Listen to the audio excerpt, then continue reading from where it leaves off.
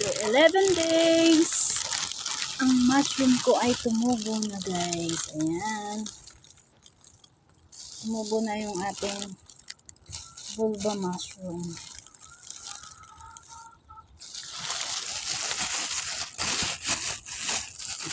Ayan yung mga pinagtaniman ko, guys. Ayan. Okay. Tapos pinagyan ko lang ng plastic. So ito, nag-i-start na rin to. Ayan. Ayan yung mga, kita nyo yung mga mushroom. Nag-i-start na silang tumubo.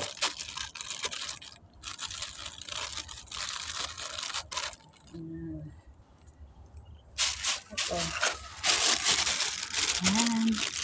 Ayan, puti-puti na yan. Ayan yung mga mushroom. So ito hindi ko pa kita kung meron na. Pero ibang mushroom yung